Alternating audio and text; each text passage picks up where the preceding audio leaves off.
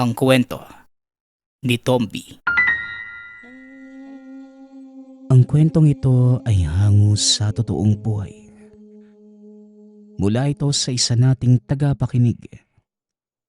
Karanasan ito ni Arong. Walang eksaktong taon. Probinsya ng Tacloban. Nagmula sa pamilya na sundalo ang propesyon nitong si Arong. Mula sa ama, maging sa apat na nakakatandang kapatid. 5 taon itong nanilbihan sa kasaluksulukang bahagi ng Mindanao na destino para tutukan ang isyu tungkol sa mga rebelde. Nakikipaglaban din ang ama at mga kapatid sa ibang bahagi ng bansa. Isang araw, sa hindi inaasahang pagkakataon, nakatanggap ng balita ang binata na parehong nasawi ang ama at mga kapatid. Matapos ang engkwentro, sa pakiusap ng ina, nagbitaw sa tungkulin ang binata upang may matira pa sa piling nito. Hindi lingid sa kalaman ng ganitong pangyayari dahil kabilang sa sinumpaan ang pagbuwis ng buhay. Ngunit hindi lamang inaasahan na sa isang iglap, sabay na masasawi ang mga kapatid at ama. Pinakinggan na lamang ni Arong ang pakiusap ng ina na magbitiw sa katungkulan para maisalba ang buhay at may matira pa sa kanilang pamilya. Umuwi sila ng probinsya at doon na nanirahan. Natutunan ang buhay probinsya, pagsasaka, pangangalaga ng hayop, karpentero at iba pang kabuhayan nakikita ng pera. Kontento naman ito sa sitwasyon. Walang reklamo ang ina. Sa paglipas ng panahon, ngunit tuluyang nagbago ang buhay ni Arong nang makatagpo si Tandang Rendon, isang antingero sa lugar. Kilala ito bilang tagabenta ng samut-saring anting-anting. Marami ang tumatangkilik sa produkto dahil mabisa at maaasahan sa oras ng banta ng elemento. Malakas ang kita sa ganitong larangan dahil kasagsaga ng pananalasa ng mga engkanto sa lugar.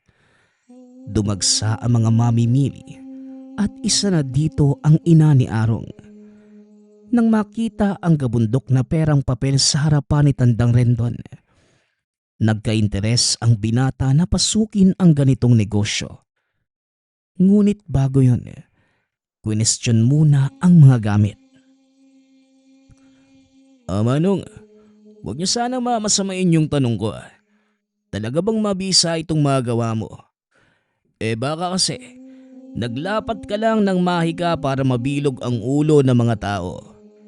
Para balik-balikan yung mga gamit mo. Wika ni Arong. Sino ka bang damuho ka? Kung makapagtanong ka parang meron kang alam ah. Ngayon ko lamang nakita yung pagbumuka mo. Dayo ka ba? Balik na tanong ni Tandang Rendon. Wala. Lumad sa lagon na ito ang angka ng nanay ko. Sa Maynila ako lumaki. At ngayon lang nakabalik. Anak ako ni Concepcion, na anak ni Corazon. Yung maglalako ng tabako sa bayan. Pero isa kang kahihiyan sa angka ni Corazon. Kilala bilang mabubuting tao ang mga yon. Mahinhin ang pananalita. Iniisip muna ang bawat desisyon bago isabibig. Pero ikaw, walang preno, walang pakundangan. Diretsahan. Wika ni Tandang Rendon. Natahimik si Arong, ngunit nagpatuloy pa rin sa pagsasalita. Nakita ko kung gaano kalaki yung kinikita nyo sa pagbebenta ng mga anting-anting kung papayag kayo, turuan nyo po ko. Balak kong magtinda rin. Wika ni Arong. Sandali nga. Hindi ba't sundalo yung asawa ni Concepcion at mga anak niya? Bakit parang namumulubi ka? Hindi ba maayos ang pasweldo ng gobyerno para sa naturingang tagapagtanggol ng bayan? Tanong ni Tandang Rendon. Matagal na po akong bumitiw sa serbisyo sa takot na mamatay sa gera katulad ng ama at mga kapatid ko. Ibang usapan po yon, Manong. Sana, sa tanong ko lang iikot ang pag-uusap natin ngayon. Paano po ba gumawa ng anting-anting? Tanong ni Arong. Napatitig ang matanda sa kanya. Sinuri ng tingin si Arong mula ulo hanggang paa, na tila tumatagos pa sa kaluluwa. Nang makita ang pagkadesperado, inimbitahan siya nito sa loob ng tahanan. Isa-isang pinakilala ang mga gamit, ngunit nilinaw na hindi ito maaasahan sa aktwal na labanan kontra aswang o anumang elemento. Replika lamang ang mga ito at may kaunting karga ng orasyon na makakaya lamang kontrahin ang mababaw na banta. Sa madaling salita, pangtaboy lamang ang mga ito. Kunot noong nakikinig si Arong, naguguluhan kung ganun ba talaga ang pagnenegosyo sa usapang anting-anting.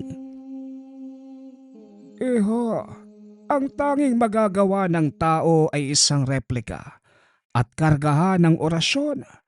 Walang makakapantay sa anting-anting na bigay mismo ng kalikasan. Yon, natural ang lakas na kahit ang pinakamataas na uri ng aswang, siguradong hindi uubra. Kahit itanong mo pa sa mga albularyo o ibang manggagamot, gumagana ang karamihan sa mga anting-anting dahil sa pagkakarga ng orasyon. At kung ikukumpara mo ito sa likas na biyaya ng mundo, wala pa sa kalengkengan. Ang mga produkto ko, karga lamang ang nagpapagana.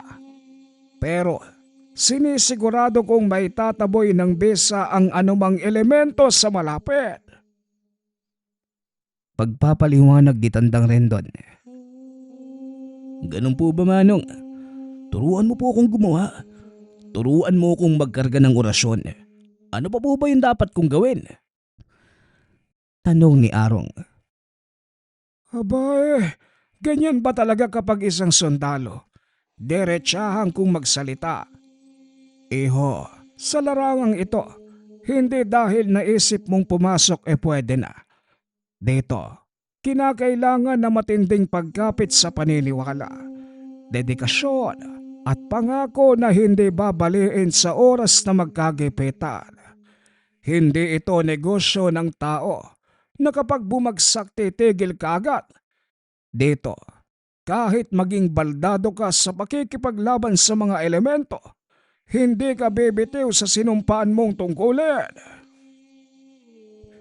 Wika ni Tandang Rendon. Napabuntong hininga si Arong. Hindi inaasahan na ganong kaseryoso ang ganitong klase ng gawain. Napakamot sa ulo na mapagtanto na hindi sila nagkakaintindihan. Gusto lang naman ng binata na matuto sa paggawa ng anting-anting para may pagkakitaan. Hindi ang sumabak sa anumang labanan kontra aswang o elemento. At dahil magkaiba ang pag-unawa, nagpaalam na lang muna ang binata. Dapit hapon nang lakbayin ni Arong ang daan papunta sa bayan. Pasa ng kalahating sako ng mais na ipapagiling upang maging bigas. Ito ang nakuhang parte sa pagsasaka sa tanima ng tiyuhin. Hindi pa ito nangangalahati sa paglalakad nang may humarang na lalaki. Mapupula ang mga mata, nanlilisik. Masama ang titig na parabang nakasinghot ng pinagbabawal na gamot. Kagading nagpigil ng hininga nang maamoy ang matinding baho nito. Malansa na parang nabubulok na karne. Hanggang sa bigla itong sumunggab sa kanya. Dali-dali naman itong ibinagsak ang pasan para pigilan ang mga bibig nitong mangangagat. At dahil retiradong sundalo, ginamit ang pisikal na lakas para pigilan ito. Tumilapon matapos masuntok Kaso nang bumangon ay muli lamang umatake.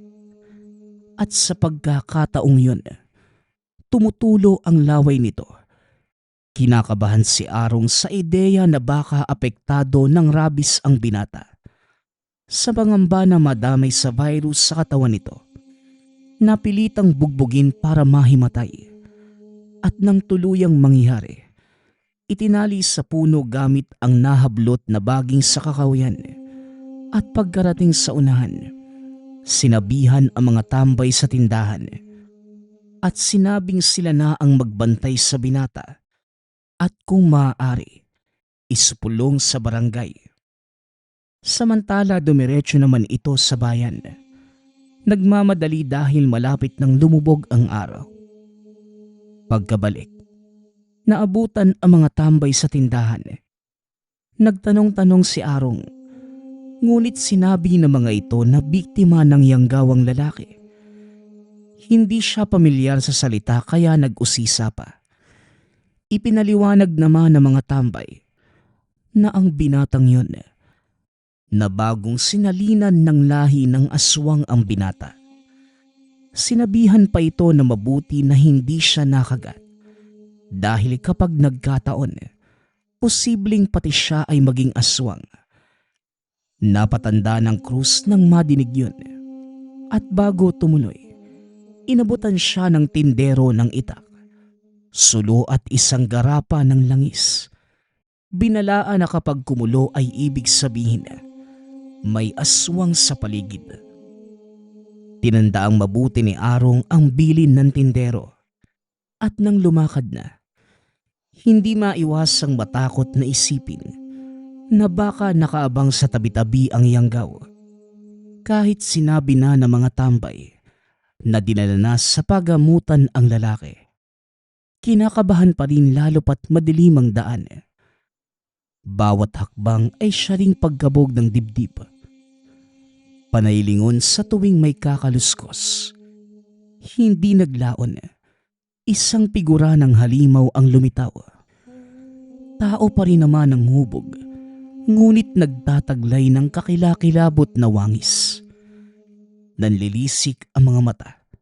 Naghahabaan ang mga kuko at ngipin. Mahaba ang dila na parang may sariling buhay. Mabilis pang lumilipat-lipat sa iba't ibang direksyon. Hirap na ang binata na habulin ng tingin hanggang sa bumungad ito sa mismong harapan. Nabitawan ang sulo. Naiharang naman ang itak sa bibig ng aswang. Nagpupumiglas ang binata kaso masyadong malakas ang nilalang. Nagsusugat na rin ang magkabila ang braso sa mga kuko nito at higit sa lahat, kinakapos na ng hininga sa tindi ng amoy. At nang makabuelo, ibinuhos ang lakas para maitulak. Hinugot niya ang itak sa kaluban at pinakitaan ito ng galaw. Panay ang pag-ilag ng halimaw. Nahirapan sa paglapit dahil nag-iingat na hindi mahagip ng patalim.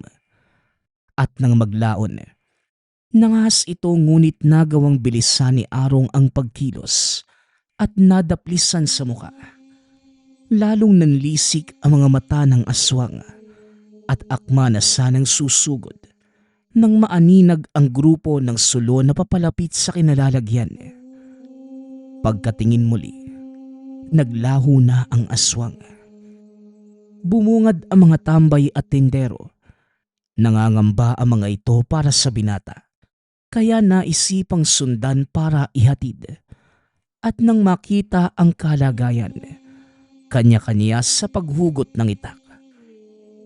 Talasan niyo ang mga mata at pandama. Nandyan lamang sa sulok ang aswang. Huwag tayong magtanga-tangahan at baka maunahan pa tayo. Wika ng tindero, si Mang Gregor. Teka Manong, ilang aswang po ba yung nasa lugar na ito? May nakasalubong ako kanina na nayanggaw. Tapos ngayon naman, ganap na aswang talaga. Tanong ni Arong. Mabilis ang hakbang ng mga ito habang nakamasid sa paligid. Dako, hindi mo mabibilang iho. Hindi naman sa lahat ng oras. May partikular lamang na buwan kada taon. Panahon siguro ng tagutom nila kaya nagsilabasan. Dito sa lugar namin, parang nasanay na rin kami. Kaya kapag panahon ng aswang, iba yung pag-iingat kagad. At total hindi ka pa naman ganong katagal dito. Ihahatid ka muna namin.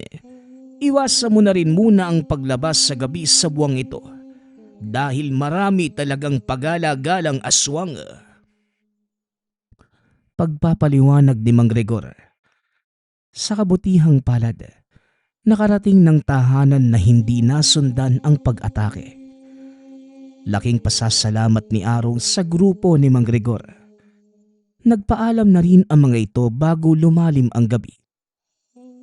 Dahil sa naganap, napag-isip-isip ni Arong na ituloy ang balak na matutunan ang tungkol sa mga anting-anting. Sapat na dahilan na ang kinasangkutan para aralin ang pamamaraan para makalaban. Kinabukasan, pagsikat ng araw, pumunta ito sa tahanan ni Tandang Rendon. Naabutan nito ang matanda na kinakargahan ng orasyon ang mga gamit.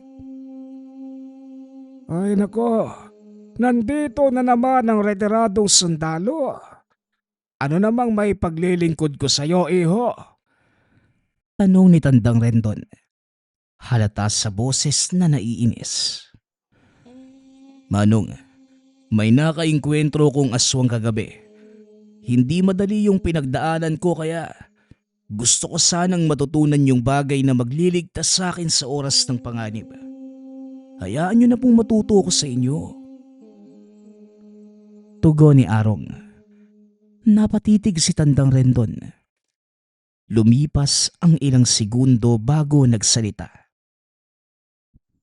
Ano ka mo? Hindi ba't dati ka namang sundalo? Bakit hindi mo gamitin ang baril para patayin ang aswang? Malakas ka. Halata naman sa pangangatawan mo. Bakit hindi mo na lang bugbugin hanggang sa madurog? Pangaasa ni Tandang Rendon. Si Arong naman ngayon ang natahimik.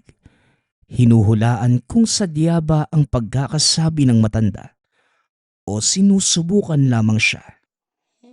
Manong, hindi lingid sa kaalaman ko ang kakayahan ng mga aswang. May dati akong kasamahan na nagmula sa probinsya kung saan naglipa na ang mga halimaw na ito. Madalas siyang nagkukwento at ayon sa kanya, walang laban ng ordinaryong bala, patalim o ang lakas ng tao. Ang tanging makakalupig lamang sa aswang ay ang katulad mong antingero, albularyo o sino man na may karunungan. Wika ni Arong. Mahusay. O sige, hahayaan kitang matuto sa akin. Pero ipapangako mo na sa oras na matutunan mo na ang lahat, wala nang bawian, walang atrasan, at lalong wala kang karapatan na umayaw sa oras na tawagin ka ng tungkulin. Maliwanag ba? Tanong ni Tandang Rendon. Napatango na lamang si Arong bilang pagsagot. Kagad namang sinimula ni Tandang Rendon ang pagtuturo ng lihim na karunungan. Gumugol ng ilang buwan para makabisado ang tamang pagbigkas ng mga orasyon, pagpapagana ng gamit sa pamamaraan ng dasal, pagkilala sa iba't ibang anting-anting, pagkakarga at pagdedebosyon. Hindi na sila dumako sa pisikal na laban dahil tiwala naman si Tandang Rendon sa kakayahan ng binata, lalo pat isa itong dating sundalo. Sa huling araw ng pag-aaral ni Arong, isang libreta at medalyon ang binigay bilang kabayaran ng pagpupursigi ng binata para matutunan ang lahat. Sa paglipas ng mga araw, balik muna sa pagkayod para sa kabuhayan si Arong. Inararo ang malawak na sakahan, nagtanim ng binhi sa kabila, naghakot ng panggatong mula sa bundok pababa ng bayan, at kung ano-ano pa. Doble ang sipag ng binata dahil na mga panahong ito, iniinda ng ina ang karamdaman. Kanser ang lumalabas na resulta sa ospital. Tumama sa buto kaya't nakaratay na ngayon. May mga gamot ngunit nilinaw ng doktor na pahahabain lamang nito ang oras na ilalagi sa mundo. Hindi na mapapagaling pa ang kanser at dahil may kamahalan, malaking salapi ang kinakailangan. Pansamantalang isinantabi ng binata ang tungkol sa lihim na karunungan. O iho, magpalamig ka muna. Ilang ulit ka na kasing pabalik-balik. Kaya naisipan kong maghanda ng merienda. Huwag kang mag-alala. Libre na ito. Naikwento kita kay Tandang Rendon. Naabutan niya kasi akong naghahanda ng malamig para sa'yo. Magkakilala pala kayo na matandang yun. Tanong ni Mang Gregor. Tinawag siya nito sa tindahan. Huminto naman bilang pagrespeto. Opo Manong, sa katunayan, nagpaturo nga po ako sa kanya ng pamamaraan para mapuksa yung aswang. Tugon ni Arong. Tinuruan ka ba? Nako, mapili ang taong yun. Pinsan yun ng pinsan ko. Medyo malayong kaanak pero malapit kami sa isa't isa. Kilala ko ang ugali, pero masisigurado naman na mabait at bukalang loob sa pagtulong. Mahigpit lang siya kung lihim na karunungan ang pag-uusapan. Oo nga po Mabuti nga nakayanan kong maging maestro siya sa loob ng ilang buwan. Medyo mahirap pero matalino naman siyang magturo. Ganun ba? Naku, magpasalamat ka't binigyan kanya ng oras. Siguro nakita ang kanya kaya pumayag na maturuan. Ano naman ang binigay niya? Ito po, isang medalyon at saka libreta na may mga simbolo at salita. Sa katunayan, hindi ko pa ito binigyan ng pansin kasi nagkataon na sumubay yung kondisyon ni nanay. Kailangan mo nang kumita ng pera para sa gamot. Wika ni Arong. Iniabot ng binata ang libreta at medalyon at nang buklatin, nanlaki ang mga mata kasabay ng pagsulyap sa medalyon. Aba, ito ang medalyon ng Satur Coronados. Pinakamataas na uri ng medalyon dahil hindi lang ito nagmula sa kanan, may basbas din ito ng langit. Magdebosyon ka para mapagana ang bisa ng medalyon. Iho, matitiyak ang kaligtasan mo kapag nagkaisa ang pagkatao mo at ang gamit. Simulan mo na ang pagdedebosyon ngayon para sa susunod na mga araw mararamdaman mo na ang taglay nitong lakas. Wika ni Mang Gregor. Nakaramdam naman ng tuwa si Arong sa sinabi ng matanda. Nagmamadali ito sa pag-uwi at sinimulan na ang debosyon. Araw-araw hanggang sa sumapit ang oras na napagana na ang medalyon. Mabilis namang nagkasundo ang enerhiya nito at ng kanya. Nag-uumapaw ang bisa kasabay ng hatid na pakiramdam, kagaanan ng kalooban at matiwasay na daloy ng lakas. Kinagabihan, nagamit kagad ng binata ang medalyon nang merong magtangkas sa buhay ng sakiting ina. Isang aswang na kung tawagin ay maninilong. Ang aswang na ito ay tanging sakitin at yung malapit ng mamatay ang paboritong biktima. Tinawag itong maninilong dahil sa silong ng tahanan madalas namamataan kung saan banda nakapwesto ang pakay na biktima. Mahaba ang dila nito na may kakayahang maging mas manipis kagaya ng sinulit. Tatago sa sahig, kokonekta sa katawan ng tao at unti-unting hihigupin ang lakas hanggang sa malagutan. Pinaniniwalaan din na ang aswang na ito ang nasa likod ng biglaang pagkamatay ng mga pasyente kahit mahabang oras pa sana ang itatagal. 10 oras nang maalimpungatan si Arong. Nagiinit ang medalyon. Nakasilid lamang ito sa bulsa. Nakalimutang hugutin.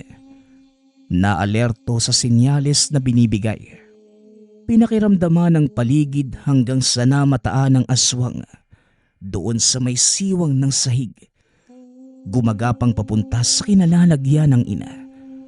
Nang walang ano-ano'y, humugot ito ng itak at palihim na lumabas.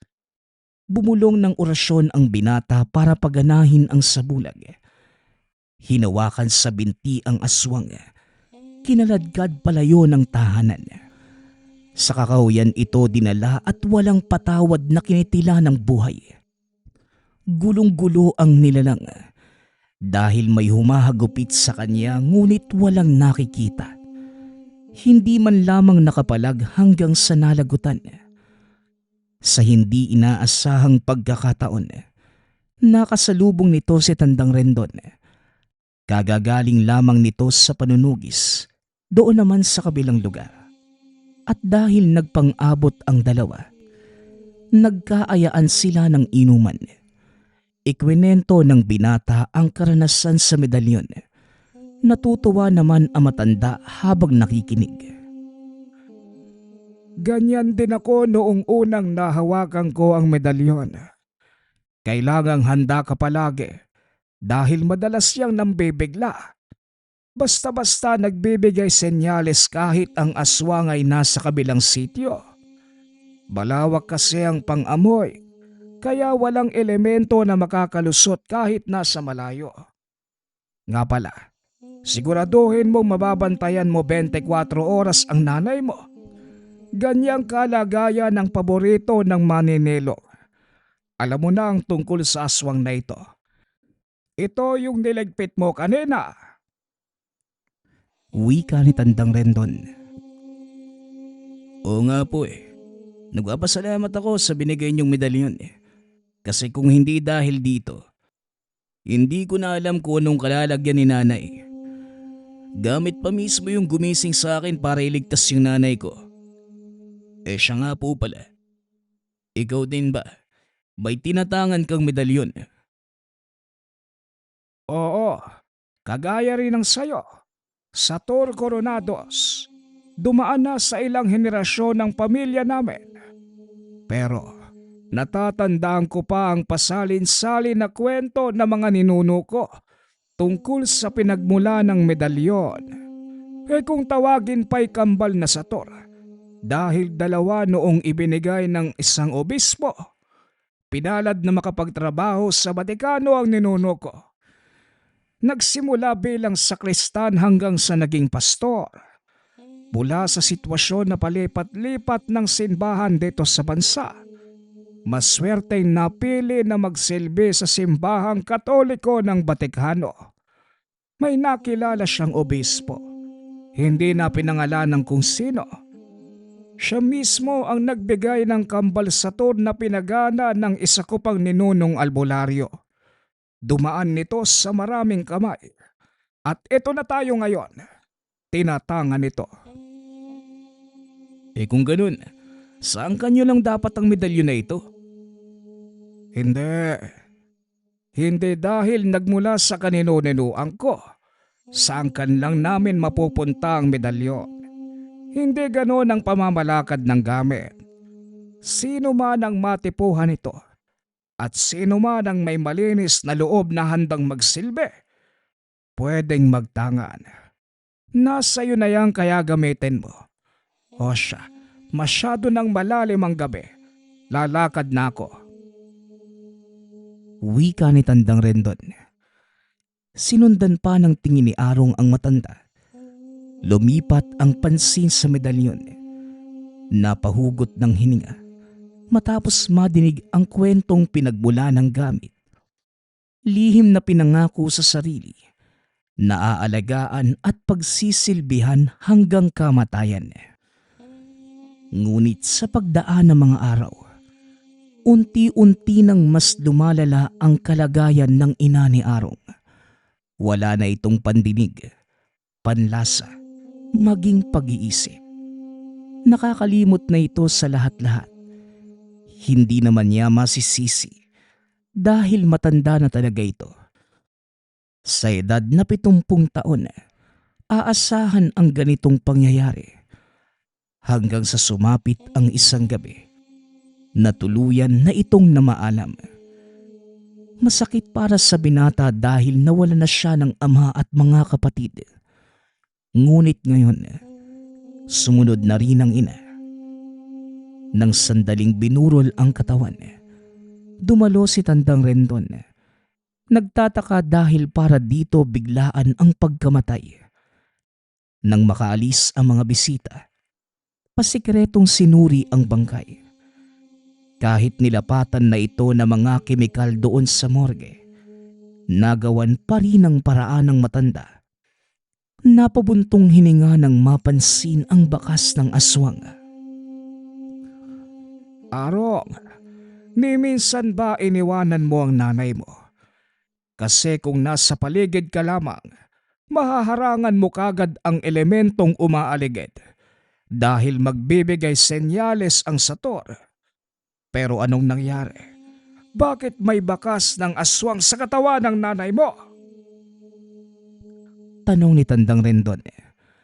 Mahahalata sa boses ang galit. Sa kabilang banda naman, hindi makapaniwala si Arong sa nadinig. Naalala ang araw na lumuwas sa bayan para bumili ng gamot.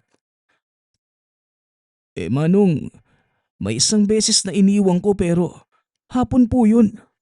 Mataas pa ang sikat ng araw. May aswang po ba pa ganong oras? Tanong ni Arong. Eho, may pagkakataon na kahit tirik pa ang araw, nagagawang mambiktima ng aswang, lalo na kung layong makuha ang biktima. Gagawan at gagawan ito ng paraan. Walang duda, maninilong ang nasa likod nito. At sino pa nga ba? Sa lugar na ito, wala kong kilala na nang bibiktima ng sakitin. Wika ni Tandang Rendon.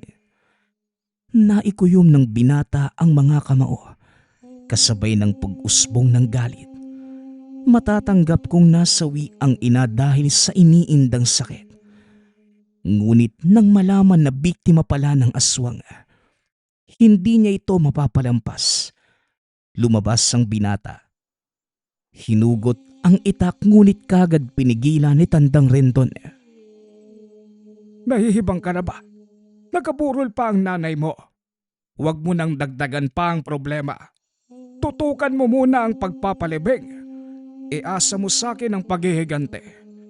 Huwag kang mag-alala. Ako mismo ang susuyod sa lugar para mahanap ang aswang na yon. Wika ni Tandang Rendon. At dahil sa halong-halong damdamin, iniasa ng binata ang paghihiganti kay Tandang Rendon. Nakinig siya rito dahil kung tutuusin, mataas ang kaalaman nito sa ganitong usapin. Ibinuhos na lamang ang atensyon sa pagpapalibing sa ina. Nang nasa sementeryo na, hindi mapalagay si Arong sa isang sepulturero. Malagkit ang tingin nito sa kabaong. Mababakas sa mga mata na merong binabalak. At isa pa, nagbigay senyales din ng medalyon. Ngunit kinalma muna ng binata ang sarili. Marami pang tao dahil kasalukuyang nagmimisa ang pari ng mga oras na yun. Matapos mabendisyonan, dahan-dahang binaba ang kabaong at inumpisahan ang paggawa ng pantyon. Hindi nahiwalay ang pansin sa sepulturero. Nanatili siya sa puntod ng ina hanggang sa siya na lamang mag-isa sa lugar. Tumalikod si Arong at lumakad palayo. At sa sulok ng mata, napansin ang sepulturero na nagmamadali sa paglapit sa puntod.